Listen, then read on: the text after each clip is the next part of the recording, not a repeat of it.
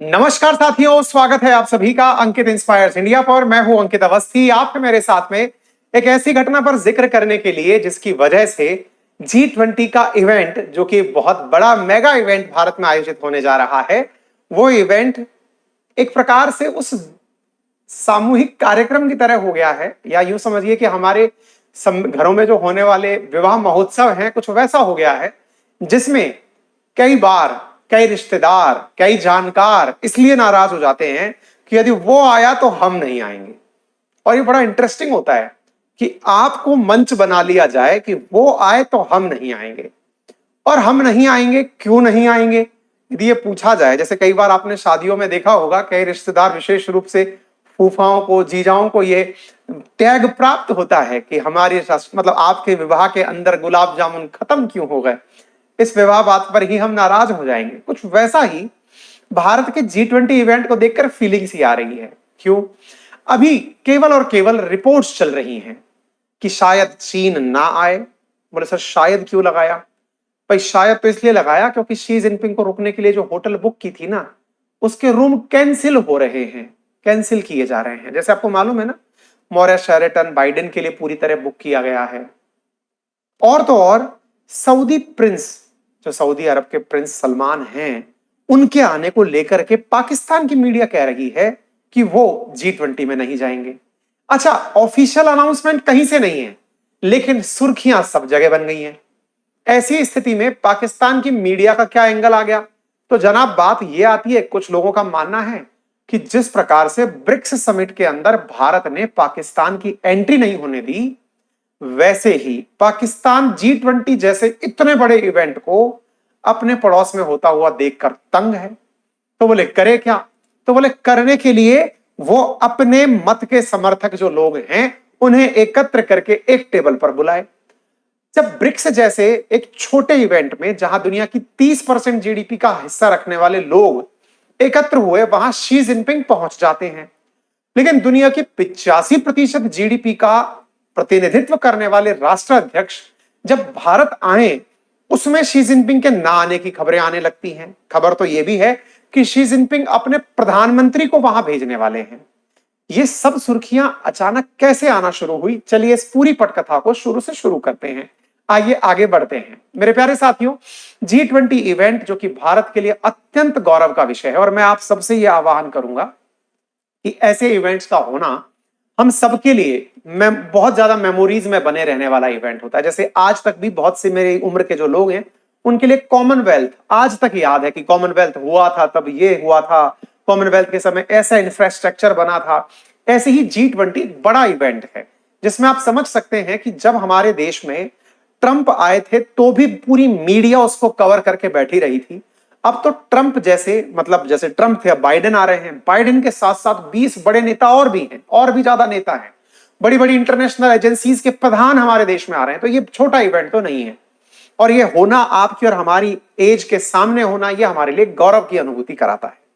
ऐसी स्थिति में दिल्ली पूरी तरह सजा दिया गया है। पूरी तरह तस्वीरों के साथ आप देख सकते हैं किस प्रकार से दिल्ली में तैयारियां चल रही हैं कि साहब इवेंट होगा, G20 का इवेंट होगा।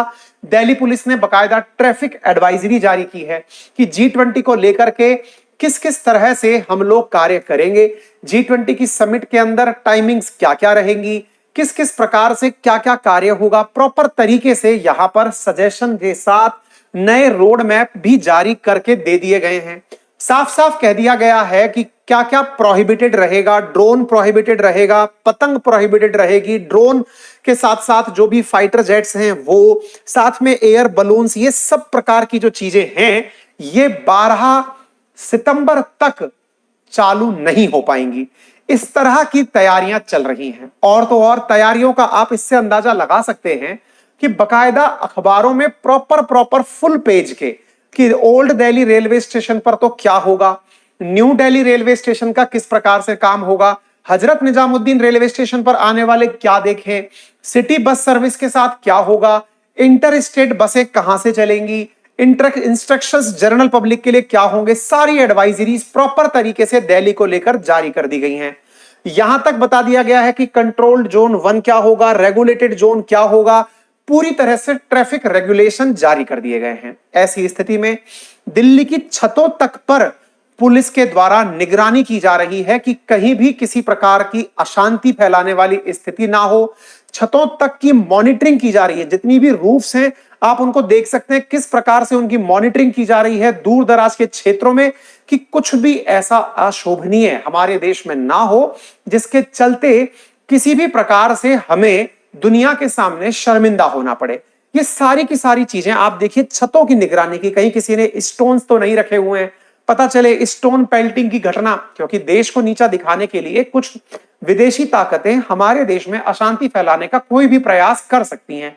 देश को नीचा दिखाने के लिए, अगर आपको याद होगा जब ट्रंप की यात्रा थी उस समय दिल्ली में सांप्रदायिक दंगे भड़क गए थे। क्यों? क्योंकि विदेशी मीडिया इंडिया आई हुई थी और विदेशी मीडिया ट्रंप को कवर करने आई है और अचानक भारत की एक गंदी इमेज लोगों के सामने डाल दी गई कि देखो यहां तो आए दिन राजधानी के अंदर दंगे हो जाते हैं, जबकि उसका कोई भी अगर सुराग निकाले तो प्लानिंग भी क्या देश को बिगाड़ने के लिए थी, यहां तक भी जाता है। ऐसी स्थिति में ये सारी चीजें अभी निगरानी के तहत की जा रही हैं। इतना ही नहीं, प्रॉपर तरीके से पुलिस एकेडमी के अंदर ये कमांडो ट्रेनिंग देखी जा रही है कि अगर कुछ भी अचानक हुआ तो कैसे हम उस स्थिति से निपटेंगे। ये सारे प्रयास भारत के अंदर बखूबी निभाए जा रहे हैं और इनका उद्देश्य भी एकदम क्लियर है कि भाई G20 जैसा मेगा इवेंट फेल नहीं होना चाहिए। 400 सीआरपीएफ के जो जवान हैं उनको वीवीआईपी के लिए यहां पर 9 से 10 के बीच में डिप्लॉय कर दिया गया है। लेकिन इसी बीच में खबर आती है, Xi Jinping planning to skip G20 summit while China India tension mount. भारत और चीन के बीच में ऐसा क्या हो रहा है? मैंने पहले भी आपको कल के भी एक सेशन में कहा था, जब मैंने अक्साई चीन का आपके सामने एक सेशन साझा किया था, मैंने आपको यह बताया था कि भारत के द्वारा बड़ी मात्रा में इंडियन एयरफोर्स को अक्साई चीन बॉर्डर के नजदीक भेजा गया है। ऐसी स्थिति में भारत और चीन की 19वीं जो कोर कमांडर लेवल की वार्ता है वो भी निष्फल रही है। इन सब के बावजूद भारत में चीन का आने पर विरोध ना हो इसके कयास कम ही लगाए जा रहे हैं। जैसा आप देख भी रहे हैं, इंडियन पॉलिटिक्स में चीन को लेकर के माहौल ठीक नहीं है। हाल ही में कांग्रेस ने भी डिमांड की थी कि अक्साई चीन के अंदर टनल बन रही है, सरकार क्या कर रही है। इसका मतलब यह है कि शी जिनपिंग को पता तो है कि इंडिया में उनका वेलकम तो एटलीस्ट उस गर्मजोशी से नहीं होगा। ऐसा आपने भी कई बार देखा होगा, आप किसी इवेंट में जाने वाले हो और आपको यह पता लग जाए कि यार वहां पर ना अपन को लेकर माहौल ठीक नहीं है, माहौल ठीक नहीं है, हो सकता है लोग केवल मुस्कान के लिए आए और बाद में हमारी बेइज्जती हो। इससे अच्छा है कि वहां जाने से ही बचें। भारत में जो फिलहाल चीन को लेकर माहौल बना हुआ है उसके बीच में खबर आती है कि यहां पर शी जिनपिंग को आने की जगह प्रधानमंत्री को भेजकर उस मीटिंग को अटेंड कराने की बात चल रही है। साथ में शी जिनपिंग से ही जुड़े हुए इन दिनों एक और व्यक्ति मार्केट में निकल कर आए हैं और वो हैं Saudi crown prince MBS Mohammed bin Salman. इनकी क्या कहानी है? असल मायने में ये शुरुआती तौर पर तो हुआ करते थे अमेरिका समर्थक, लेकिन बाइडेन ने आते ही कहा था कि यदि मैं सत्ता में आया तो मैं बिन सलमान को सजा दिलाऊंगा। उस बात से ये खफा है अमेरिका से। किस बात को लेकर? एक पत्रकार था खगोशी, अगर आपको याद हो, उसकी हत्या से जुड़ी जांच कराने की कभी घोषणा की थी बाइडेन ने। उससे सऊदी और अमेरिका के रिश्ते बिगड़े हुए हैं और बिगड़े हुए रिश्तों का लाभ उठा रहा है चीन। ऐसी स्थिति में रशिया और चीन बाइडेन के खिलाफ सऊदी प्रिंस को अपनी तरफ करने की कोशिशें कर रहे हैं। अब इनके बारे में सुर्खी आ रही है कि शायद ये उस इवेंट में ना आए, उसके अगले ही दिन भारत के गेस्ट बनकर, राजकीय अतिथि बनकर आ जाएं। अब ये सब देखने का विषय है कि आप मुख्य समारोह में नहीं आए, आप विवाह समारोह में नहीं आए, आप कह रहे हैं हम रिसेप्शन में आ जाएंगे। अब ये तो सब आकर के पता चलेगा आगे क्या होता है, इस विषय पर जरूर जानकारी आपको देंगे। लेकिन इसके साथ साथ मैं आपको एक और जरूरी जानकारी देना चाहूंगा जिसका लिंक मैंने कमेंट बॉक्स में पिन किया है। मेरे प्यारे साथियों, आप में से बहुत सारे लोग जो कि यूपीएससी एस्पिरेंट ना भी हैं, हो सकता है एकेडमिक्स से बहुत लंबे समय से वास्ता छूटा हुआ है, उन्हें भारत का इतिहास जानने का मन करता है। भारत के इतिहास को जानने के लिए मैं एक पुस्तक आपको सजेस्ट कर रहा हूं। पुस्तक है जोहान जबर्स्की की। इन्होंने हिस्ट्री को, इंडिया की हिस्ट्री को बहुत शॉर्टेस्ट अंदाज में प्रस्तुत किया है। इनकी ऑडियो बुक को आप सुन सकते हैं कुकू एफएम पर, यानी इस किताब को ऑडियो बुक के फॉर्मेट में आप कुकू एफएम पर सुन सकते हैं। कुकू एफएम क्या है? कुकू एफएम एक ऐसा ऑनलाइन प्लेटफॉर्म है जो कि Google play store, Apple store पर उपलब्ध एप्लीकेशन है, जहां पर 10,000 से अधिक ऑडियो बुक एक बार सब्सक्रिप्शन लेने पर सुनी जा सकती हैं। सर, 10,000 ऑडियो बुक्स कितने दिन के सब्सक्रिप्शन पर? आप एक महीने का मिनिमम सब्सक्रिप्शन खरीदें और उस किताबों में आपको 10,000 में से जो पसंद आए, बोले जैसे आपको अगर पढ़ने वाले विद्यार्थी हो तो हिस्ट्री है, पॉलिटी है, करंट अफेयर है, इसको देख सकते हैं। अगर आप फाइनेंस से रिलेशन रखते हैं तो फाइनेंशियल लिटरेसी से रिलेटेड किताबें हैं। आपको होम मेकिंग से लेकर के सेल्फ हेल्थ प्लानिंग तक सब तरह की ऑडियो बुक्स, इतना ही नहीं, कोई बहुत ही बेस्ट सेलर ऑडियो बुक भी अगर मार्केट में है तो वो यहां पर आपके लिए उपलब्ध कराई गई हैं।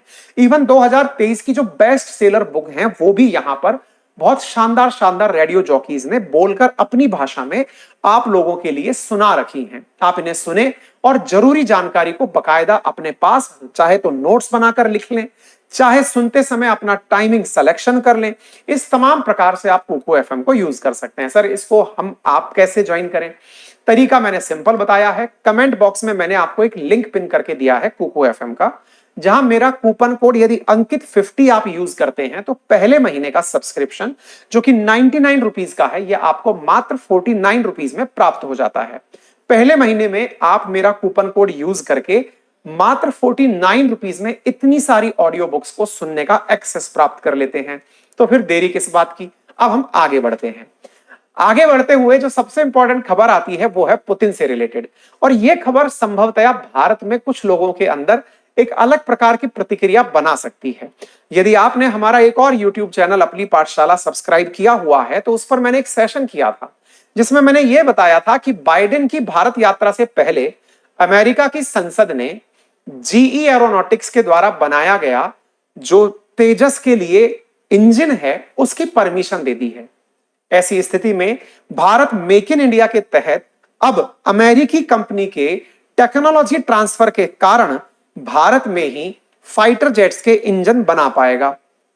चूंकि आप सब जानते हैं कि पुतिन भी इस मीटिंग से किनारा कर लिए हैं, उन्होंने अपनी जगह अपने विदेश मंत्री को भेजने का निर्णय लिया है। यह बिल्कुल वैसे ही है जैसे आपके घर में कोई समारोह हो और आपका वहां पर जाने का बहुत ही आपके यहां पर कोई व्यक्ति जिसकी आपको प्रतीक्षा है, उसकी आप इंतजार में बापूरी तरह से पलक पावने बिछाए बैठे हों, अचानक उनकी तरफ से उनके घर का कोई छोटा बालक या उनके घर का कोई बड़ा बच्चा आपके पास उस समारोह में शिरकत करता है।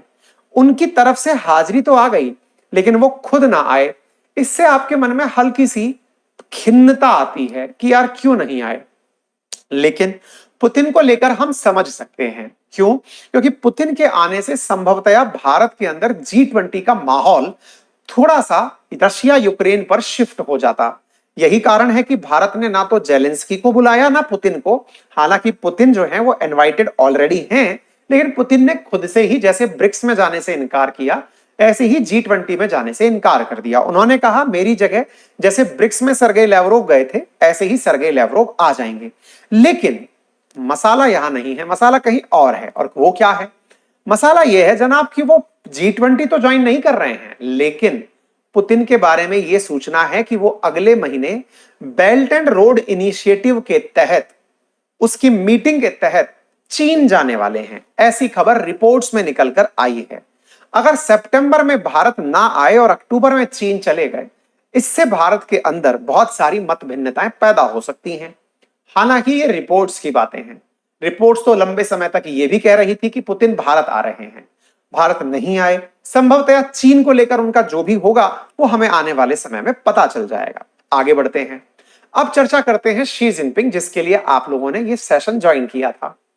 शी जिनपिंग के साथ क्या हमारा चल रहा है वो मैंने आप लोगों को आज सुबह ही अपने एक सेशन में कवर किया था, और कल भी मैंने आपके सामने अंकित इंस्पायर इंडिया पर भी कवर किया था कि भारत के अक्साई चीन के अंदर सुरंगें बना रहा है चीन, जिसको लेकर के भारत ने भी अपनी तरफ से पॉलिटिकल पार्टीज के माध्यम से भी स्पष्ट रुख दे दिया था।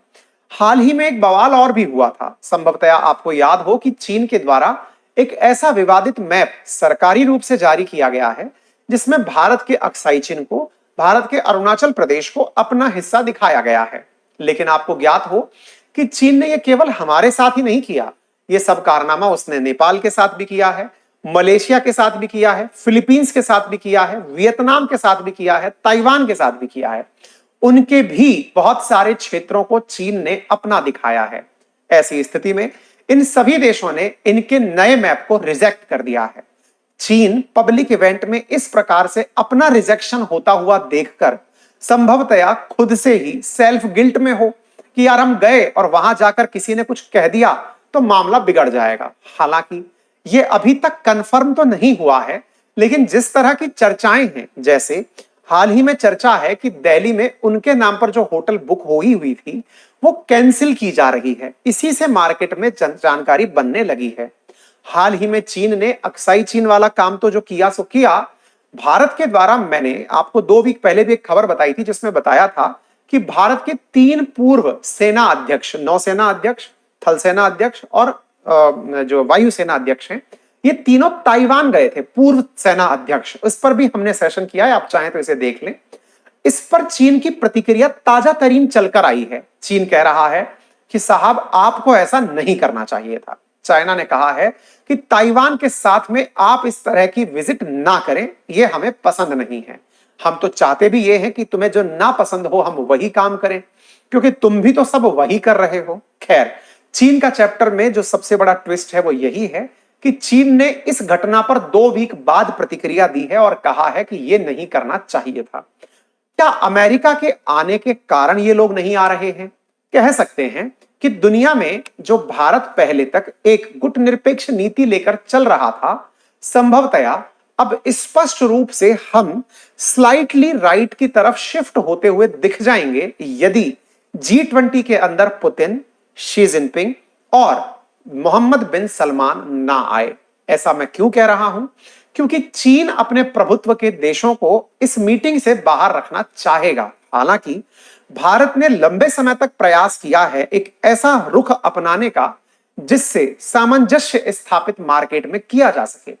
फिर भी अमेरिका और अमेरिका के समर्थित एजेंसीज का भारत में आना, और तो और अमेरिका के जो सहायक राष्ट्र हैं, जो नाटो के अलाइज हैं, उनका भारत में बहुत जोर शोर से आना, अमेरिकी राष्ट्रपति के भारत आने से पहले टेक्नोलॉजी ट्रांसफर के नाम पर जीई का हमें जेट बनाने की तकनीकी का ट्रांसफर कर देना, ये तमाम वो चीजें हैं जिनसे हल्का सा भारत का झुकाव अमेरिका की तरफ दिखाई देता है। हालांकि भारत ने बहुत अच्छे से इस रशिया यूक्रेन कॉन्फ्लिक्ट में अपने आप को बिल्कुल मध्यम मार्ग पर चलाने का प्रयास किया है, लेकिन आज के युग में आप भी इस बात से सहमत हैं कि चीन को काउंटर करना है तो हमें शायद और मजबूती के साथ में अपने जियोपॉलिटिक्स को करना होगा। इसी क्रम पे जब अमेरिकी राष्ट्रपति से यह पूछा गया कि क्या आपको लगता है कि शी जिनपिंग नहीं आएंगे, प्रेसिडेंट ने कहा कि मुझे उम्मीद है कि उन्हें आना चाहिए। इसके बाद में यह कथा आगे की तरफ बढ़ती है। चर्चा चलती है सऊदी प्रिंस MBS के बारे में। इनके बारे में चर्चा हालांकि किसी भी बड़े न्यूज चैनल ने नहीं ली, लेकिन पाकिस्तानियों ने ले ली। पाकिस्तानियों के पास एक न्यूज चैनल है जिनका कहना है कि सऊदी प्रिंस जो हैं वो भारत नहीं जा रहे हैं, वो पाकिस्तान आ रहे हैं। बोले वाह, G20 छोड़कर तुम्हारे पास आएंगे, ऐसा क्या है? क्या तुमने सेल का बोर्ड लगा लिया है क्या, पाकिस्तान ऑन सेल? संभवतया हाँ। ऐसा क्यों कह रहा हूं? क्योंकि सऊदी और UAE लगातार पाकिस्तान में बड़ी मात्रा में कुछ ना कुछ खरीदने लग रहे हैं। अभी हाल ही में सऊदी के द्वारा माइंस खरीदी गई हैं, सऊदी के द्वारा वहां पर रिफाइनरी अपनी ही लगाई जा रही है। ऐसा इसलिए भी हो रहा है क्योंकि सऊदी जिस तरह की डेमोग्राफी को यूज करता है, जिस तरह की ज्योग्राफी में सऊदी रहता है, वो पूरी तरह डेजर्ट वाली है। लेकिन अगर एक फर्टाइल लैंड पर सऊदी का कब्जा हो या UAE का कब्जा हो तो वो उनके लिए सोने पर सुहागा होगा। ऐसी स्थिति में रूसी राष्ट्रपति पुतिन और शी जिनपिंग के बाद में Saudi Prince Mohammad bin Salman के बारे में यह खबर आना अपने आप में मार्केट में एक सनसनी की तरह बनता है। मीडिया पाकिस्तानी है जिसका नाम है द नेशन, जिसने यह बात कही कि उन्होंने भारत का दौरा कैंसिल कर दिया है। हालांकि इस बारे में कोई भी स्पष्टीकरण ना तो सऊदी की तरफ से आया है, ना ही भारत की किसी भी सुरक्षा एजेंसी ने इसको कंफर्म किया है। पाकिस्तानी क्या खिचड़ी पका रहे हैं आप वो जान लीजिए। उनका कहना है कि सऊदी प्रिंस उसके स्थान पर पाकिस्तान आएंगे और वो भारत नहीं जाएंगे। हालांकि खबरें ये भी हैं कि सऊदी प्रिंस संभवतया पाकिस्तान तो खैर उन्होंने कैंसिल कर ही दिया है, इवनिंग तक ये जानकारी भी कवर आ गई थी कि वो पाकिस्तान नहीं जा रहे हैं उसके स्थान पर वो भारत ही आएंगे, लेकिन G20 से नेक्स्ट डे यानी 11 सितंबर को, क्योंकि भारत के विदेश मंत्री एस जयशंकर साहब के द्वारा उन्हें इनवाइट किया गया था राजकीय न्योते के साथ, इसलिए संभव है कि वे यहां की यात्रा करें। भारत के सऊदी के साथ बहुत ही बेहतरीन संबंध है। यूएई और सऊदी मिलकर भारत और पाकिस्तान के बीच में संबंधों को सुधारने का लगातार प्रयास कर रहे हैं। इसके पीछे का बड़ा कारण उनके अपने इन्वेस्टमेंट है, क्योंकि सऊदी और यूएई के द्वारा पाकिस्तान में बड़ी मात्रा में पैसा इन्वेस्ट किया हुआ है। अपने इन्वेस्ट हुए धन को वापस निकालने के लिए जरूरी है कि वहां पर शांति हो, और ऐसी स्थिति में शांति की बहाली भारत के साथ बिना बात किए संभव नहीं है। यही कारण है कि ये लोग निरंतर पाकिस्तान के साथ चर्चा में बने हुए हैं। खैर, इनका फिलहाल का दौरा टल गया है। पाकिस्तान को लेकर, भारत को लेकर जैसे ही कोई नया अपडेट आएगा हम आपके साथ में सेशन में जरूर साझा करेंगे। बाकी आपकी इस विषय पर क्या राय है कि क्या भारत अपनी कूटनीति को लेकर के हल्का सा शिफ्ट टुवर्ड्स राइट दिखा रहा है, और अगर हां तो क्या यह जरूरी है? इस विषय पर अपनी राय आप चाहें तो कमेंट बॉक्स में रखें, या आप आकर हमारे ट्विटर पर भी रख सकते हैं। आप मुझे ट्विटर पर @KA अंकित यानी KA अंकित पर फॉलो कर सकते हैं। अंकित कुमार अवस्थी वेरीफाइड अकाउंट है, आप वहां पर भी अपनी राय देने आ सकते हैं। फिलहाल के लिए रॉयटर्स की रिपोर्ट में पता चला है कि शी जिनपिंग अपने स्थान पर प्रधानमंत्री ली कियांग को भेज रहे हैं। हालांकि जब तक ऑफिशियली ये चीज कंफर्म नहीं हो जाती, आप भी केवल इसे एक रिपोर्ट की ही खबर माने। फिलहाल के लिए इतना ही। मेरे प्यारे साथियों, कुकू एफएम का लिंक मैंने कमेंट बॉक्स में पिन कर दिया है। आप यहां जाकर के मेरा कूपन कोड अंकित50 यूज करके 49 रुपीज में पहले महीने का सब्सक्रिप्शन प्राप्त कर